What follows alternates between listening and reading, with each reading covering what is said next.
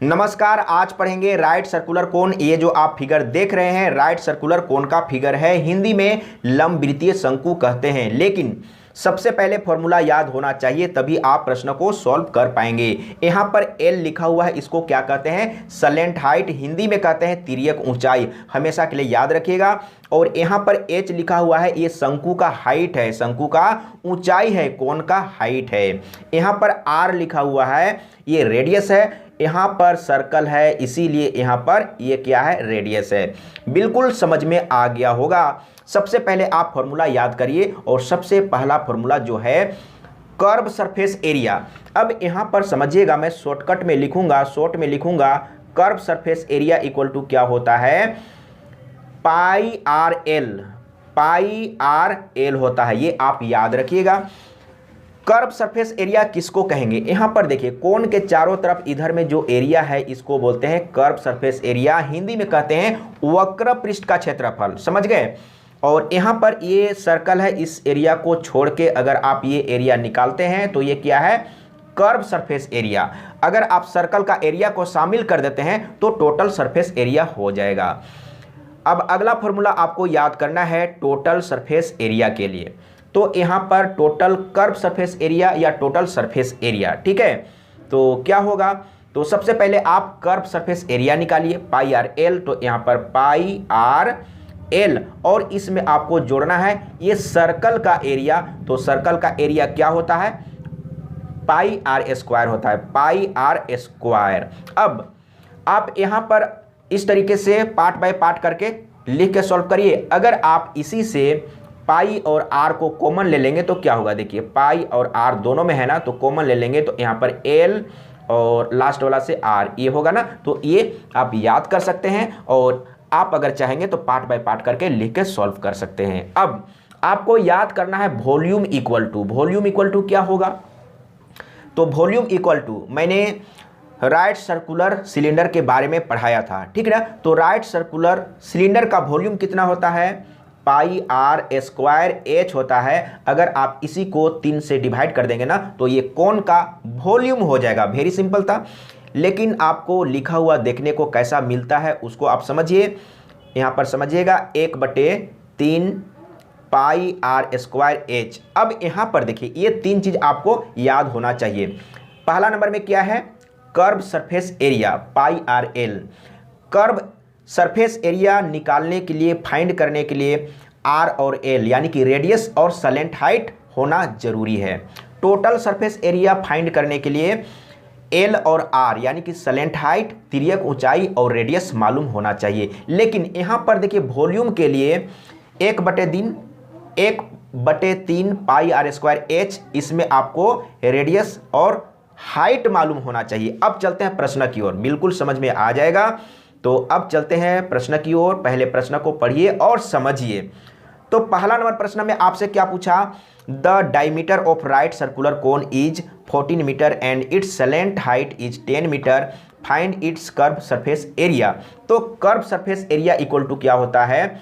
Curve surface area equal to pi r l होता है।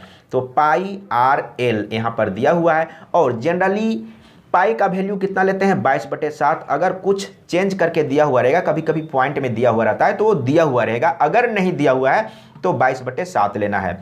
Are का वैल्यू कितना होगा? क्योंकि यहाँ पर डायमीटर दिया हुआ है 14 मीटर, तो आर होता है, रेडियस होता है डायमीटर का हाफ होता है, तो यहाँ पर 14 का हाफ 7 हो जाएगा। सलेंट हाइट यानी कि तिर्यक ऊंचाई दिया हुआ है, यहाँ पर देखिए तिर्यक ऊंचाई लिखा हुआ है 10 मीटर, तो यहाँ पर 10 रखेंगे, और ये 7 कैंसिल, तो कितना होगा? 22 और 10 को गुना करेंगे तो कितना होगा? 220, और ये हो जाएगा मीटर स्क्वायर। राइट आंसर आ गया है, ए ऑप्शन सही है। क्लियर है? अब यहाँ पर समझिए, आगे देखते चलिए, पूरा वीडियो देखिएगा तभी समझ में आएगा, नहीं तो प्रॉब्लम हो जाएगा। दूसरा नंबर प्रश्न में आपसे क्या पूछा? The diameter of right circular cone is 14 metre and its slant height is 10 metre, find its total surface area. तो टोटल सरफेस एरिया का आप फॉर्मूला लिखिए। टोटल सरफेस एरिया, अगर फॉर्मूला आप जानते हैं तो सबसे पहले डायरेक्ट फॉर्मूला लिखिए, नहीं तो पार्ट बाय पार्ट करके लिखिए। जैसे आपको क्या करना है? कर्व सरफेस एरिया में जो बेस है उसका एरिया को जोड़ना है। तो कर्व सरफेस एरिया क्या होता है, पाई आर एल होता है। और बेस कैसा है, सर्कल है, मैं पहले बता चुका हूं। नीचे में क्या था, सर्कल था, बेस जो था वो सर्कल था, और सर्कल का एरिया कैसा क्या होता है, पाई आर स्क्वायर होता है। अगर आप यहां से चाहेंगे तो पाई और आर को बाहर ले लीजिए, तो पाई आर बाहर हो जाएगा, तो क्या बचेगा, एल प्लस आर। तो ये करके आप डायरेक्ट बना सकते हैं। तो आपको क्या करना है, 22/7 पाई का वैल्यू लेना है, और आर का वैल्यू कितना होगा, क्योंकि डायमीटर 14 मीटर, तो रेडियस कितना होगा, 7 मीटर, ये क्लियर है। और यहाँ पर देखिए, यहाँ पर एल प्लस आर है, एल कितना है, 10 मीटर, यहाँ पर देखिए एल है 10 मीटर, और डायमीटर कितना होगा, रेडियस कितना होगा, डायमीटर का आधा, यानी कि 10 + 7, तो कितना हो जाएगा, 17 हो जाएगा ना। तो यहाँ पर मैं लिख लेता हूँ गुने में 17, ये 7 और ये 7 कटेगा, अब गुना करेंगे, 17 दूना 34 के 4, फिर से 17 दूना 34 और 3 कितना होगा, 34 और 3 37 होगा ना, तो 374 मीटर स्क्वायर इसका राइट आंसर आ गया है। कहाँ पर है, बी ऑप्शन सही है। अब आपको समझना है अगला प्रश्न।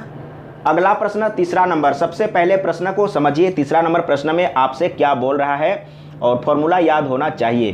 The diameter of right circular cone is 14 metre and its slant height is 10 metre, find its volume. Hindi में समझिए, एक लंबवृत्तीय शंकु है जिसका व्यास 14 मीटर और तिर्यक ऊंचाई 10 मीटर, इसका आयतन ज्ञात करें। तो सबसे पहले आयतन का फॉर्मूला याद होना चाहिए। तो वॉल्यूम बराबर होता है 1/3 पाई आर स्क्वायर एच। अब यहाँ पर समझिए, यहाँ पर डायमीटर दिया हुआ है तो उसे रेडियस मिल जाएगा, और एल दिया हुआ है, स्लैंट हाइट दिया हुआ है, लेकिन हाइट नहीं दिया हुआ है। तो सबसे पहले आपको एच निकालना होगा।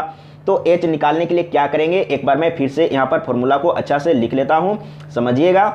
तो वॉल्यूम बराबर, तो यहाँ पर समझिए वॉल्यूम बराबर 1/3 पाई आर स्क्वायर एच होता है। तो सबसे पहले आप एच निकालिए, एच बराबर क्या होगा, लेकिन यहाँ पर समझना होगा सर्कुलर कोन कैसा होता है, मैंने पहले बता चुका हूँ, इस तरीके से होता है ना।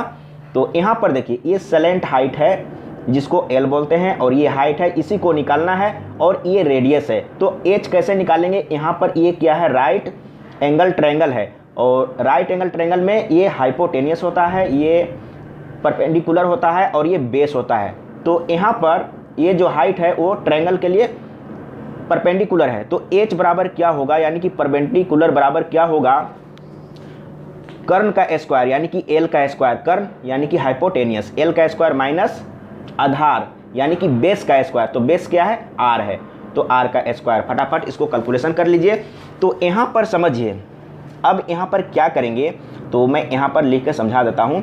एल कितना है, एल यानी कि स्लैंट हाइट, तिर्यक ऊंचाई 10 मीटर है ना यहाँ पर, तो 10 का स्क्वायर कितना होगा, 100 होगा। इसके बाद आर कितना है, तो डायमीटर है 14 मीटर, तो रेडियस कितना होगा, 7 होगा, तो 7 7 49, यहाँ पर 49, और माइनस कर लेंगे तो √51 होगा। अब मैं सबको मिटा लेता हूँ, समझिएगा। अब यहाँ पर समझिए, याद रखिएगा, हाइट कितना आया है, तो हाइट आ गया है, मिटाने में थोड़ा टाइम लगेगा। तो यहाँ पर हाइट याद रखिएगा, हाइट कितना आया था, तो h = आया था √51। अब क्या करेंगे, वैल्यू रख दीजिए। तो यहाँ पर 1/3, इसके बाद गुने 22/7 रखेंगे, और r कितना है, रेडियस कितना है, क्योंकि डायमीटर 14 मीटर है, तो रेडियस डायमीटर का हाफ होगा यानी कि 7 होगा, तो 7 का स्क्वायर, इसका मतलब 7 7 49 होगा। और हाइट कितना है, तो √51 है। अब यहाँ पर देखिए, सबसे पहले ये 7 से काटेंगे इसको, तो 7 7 49 होगा। अब 7 से गुना करिए 22 को, तो कितना होगा, 7 दूना 14 के 4, फिर से 7 दूना 14 और 1 15, और बटे में 3, यहाँ पर देखिए बटे में 3, और √51 रह जाएगा। इतना ही, इसी रूप में आंसर दिया हुआ है, और आगे मैं नहीं लिखा हूँ, ये डायरेक्ट यहाँ पर मैंने आंसर लिख दिया है। तो बिल्कुल समझ में आ गया होगा। इसी तरीके से आपको सॉल्व करना होगा। कहीं पर भी थोड़ा सा भी कन्फ्यूजन है तो कमेंट में लिख के बताइएगा।